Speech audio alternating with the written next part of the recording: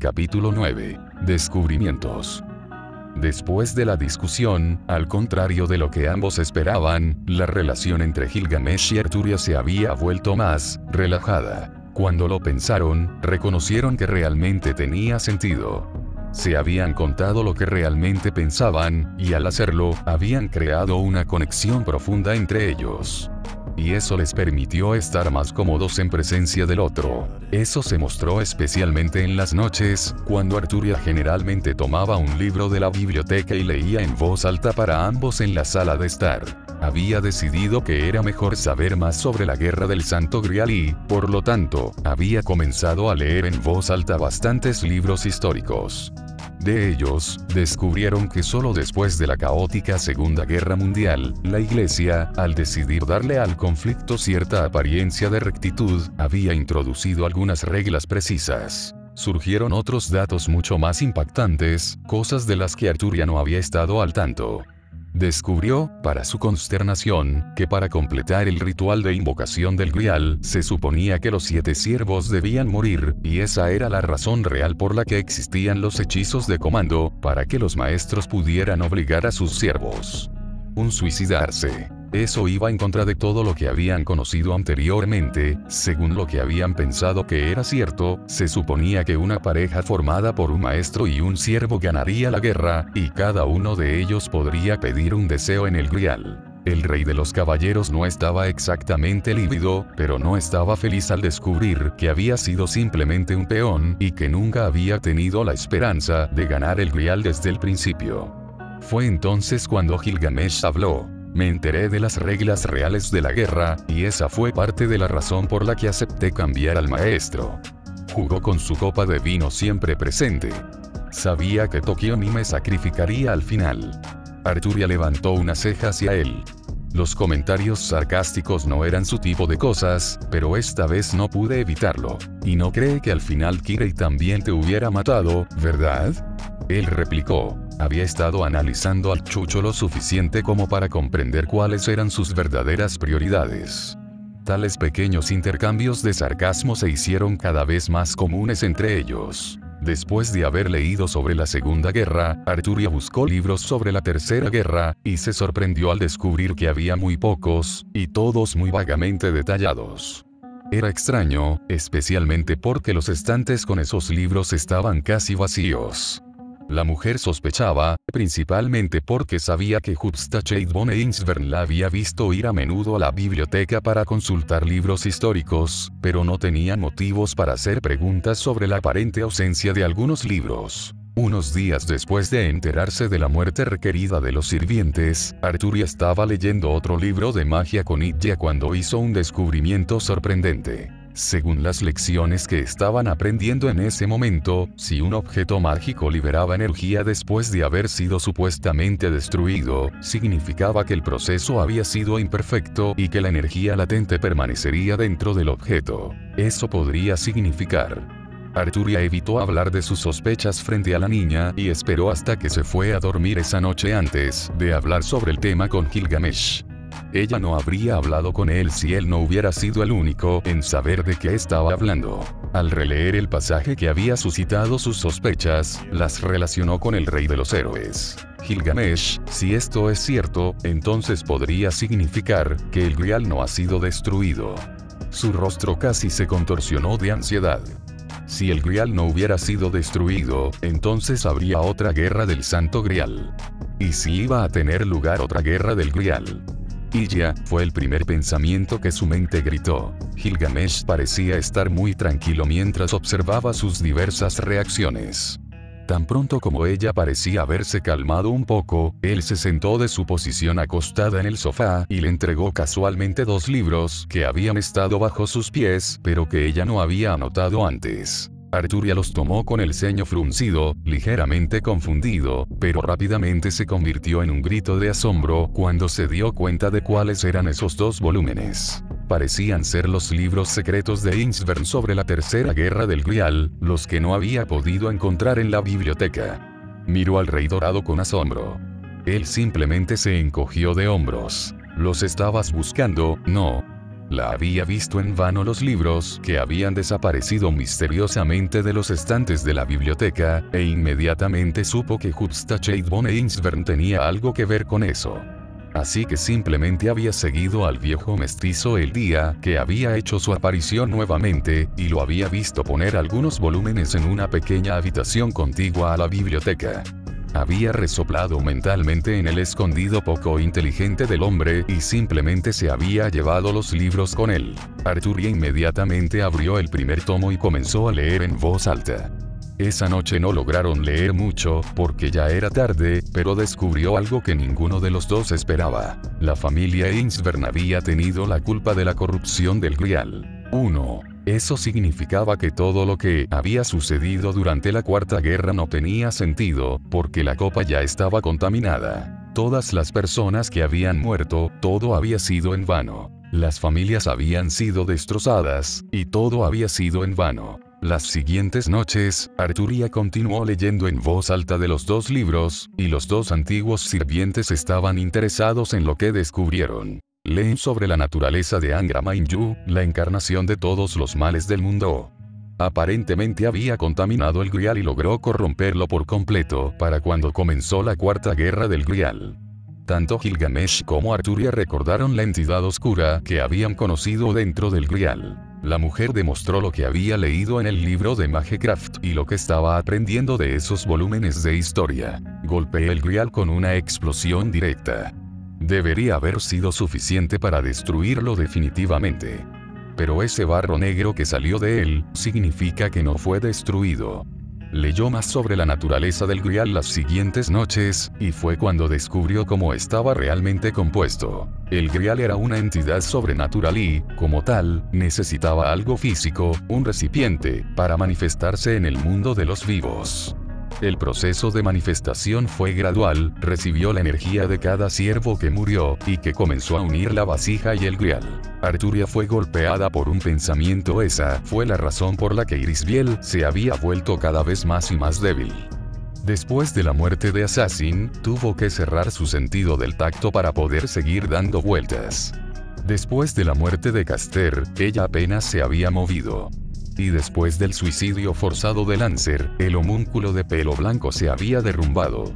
Ella había sido el recipiente del Grial, y con la muerte de cada siervo, su vínculo con el Grial se había fortalecido, debilitando su vida como humana. El rey de los caballeros se obligó a concentrarse en el libro que estaba leyendo y dejó a un lado los pensamientos sobre su amiga. Lo que realmente llamó su atención, y se lo señaló al rey de los héroes, que había estado escuchando atentamente todas las noches, fue nuevamente la doble naturaleza del Grial. Su verdadera forma se entrelazó con el recipiente, pero realmente se convirtió en uno solo una vez que todos los sirvientes, o al menos 6 de ellos, murieron y, por lo tanto, pusieron su energía dentro de él. Sin embargo, el hecho de que 2 sirvientes aún estuvieran vivos cuando la explosión de Excalibur lo golpeó significaba que la nave y la verdadera forma del Grial no habían estado juntos, y, por lo tanto, la luz de Excalibur solo había destruido la nave física. Prueba de ello era el barro negro que había brotado de él, que era manifestación de energía latente. Eso significaba que no solo existía el Grial, sino que también la energía de los 5 siervos que habían muerto todavía estaba dentro de él.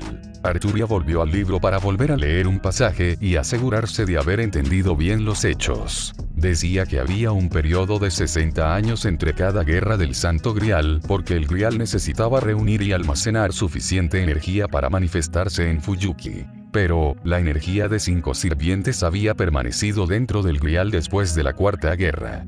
Eso significaba que la próxima guerra iba a tener lugar en mucho menos de 60 años. Y eso significaba que ella sin duda estaría involucrada en eso también.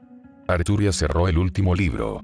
Después de más de 10 días de lectura todas las noches, había terminado los 2 volúmenes que Gilgamesh le había dado. Ella tuvo que pensar. Había discutido sobre todos esos descubrimientos con Gilgamesh, bueno, había hablado y explicado mientras él simplemente se había sentado y escuchado. Ella pensó mucho, sopesando todos los hechos cuidadosamente. La razón por la cual Excalibur no había podido destruir el Grial era bastante clara. La nave y la verdadera naturaleza no se habían unido lo suficiente como para ser destruidos de una sola vez, y esa era también la razón por la cual una parte de la oscuridad de Angra Mainyu había podido fluir fuera. Habría sido necesaria una doble explosión para destruir el Grial en las condiciones en que había estado al final de la Cuarta Guerra. Un arma tan fuerte como Excalibur, si no más fuerte, para destruir la nave y el Grial a través de la conexión que compartían, y luego Excalibur, para usar su brillo para purificar y vencer a todos los que intentaron escapar de ella. O incluso al revés podría funcionar. Tiene sentido. La forma completa del Grial estaba hecha tanto del contenedor físico como de la verdadera esencia, tenía una doble naturaleza. Por lo tanto, fue necesaria una doble explosión para eliminarlo por completo de la existencia.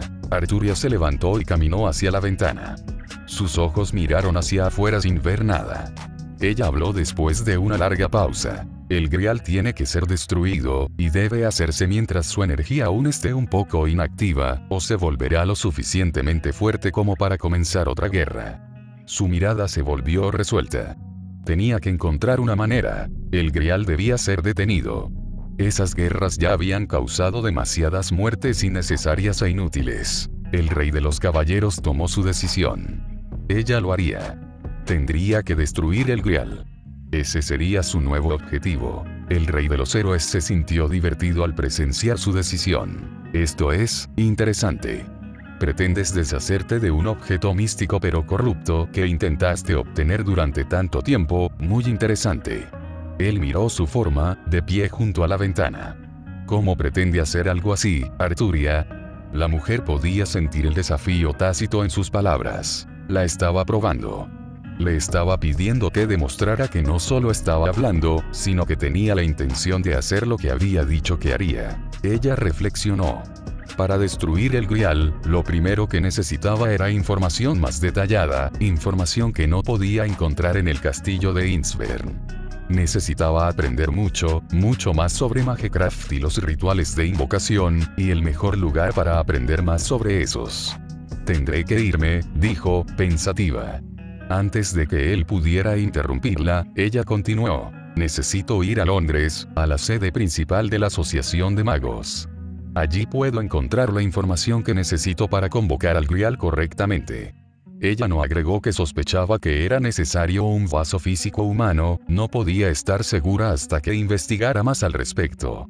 Una nave era inevitable, pero esperaba que fuera posible usar algo que no fuera una persona viva. Concluido su razonamiento, se dio la vuelta para mirar a Gilgamesh. Al mirar el reloj en la pared, se dio cuenta de que ya eran más de las 3 de la mañana, pero ignoró la idea de concentración en el hombre que tenía delante. Sus ojos se encontraron con los de él, firmemente. Ahora que ya sabe lo que he decidido hacer, ¿qué va usted a hacer, rey de los héroes? ¿Tiene la intención de apoyar, observar, detenerme? ¿Qué es lo que pretende hacer, Gilgamesh? Él estaba en silencio. De repente, una copa de vino apareció en su mano y le dio un sorbo. Girando el vaso en sus dedos, sonriendo lentamente. Te doy una oportunidad, rey de los caballeros. Como has superado mis expectativas en términos de entretenimiento, te pido que trates de hacerme decidir. Se recostó en el sofá, con una expresión de satisfacción en su rostro. Arturia permaneció en silencio por un momento. Ella sabía que podía usar su ayuda. Por lo tanto, comenzó lentamente, probablemente deberías ayudarme, Gilgamesh.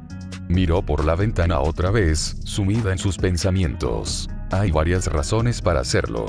Por un lado, no estamos envejeciendo, y eso significa que eso es algo que tiene que ver con el Grial. Se habían dado cuenta de que no estaban envejeciendo solo unas semanas antes. Entonces, si el Grial no se destruye, habrá otra guerra. Soy muy consciente, continuó de inmediato, notando que estaba a punto de decir algo, que no te importa exactamente eso. Sin embargo, lo haría. Quisiera llamar su atención sobre una consecuencia de este hecho. Una nueva guerra significa nuevos sirvientes, y nuevos sirvientes significan que podrían haber otros espíritus heroicos, que podrían empaparse en la sustancia negra del Grial, y también podrían sobrevivir. ¿Realmente quieres que otros estén en tu misma posición, rey de los héroes? Su expresión era la más sarcástica que había visto en ella. Ella se burló de él, ya es bastante malo que me hayan dado el mismo honor, pero ¿y si los demás también lo recibieran? Tan pronto como terminó de hablar, Gilgamesh hizo desaparecer su vaso y aplaudió levemente, sonriendo. Estoy impresionado, Arturia, lograste hacer algunos puntos muy buenos. Ningún otro mestizo merece el mismo honor que tenemos.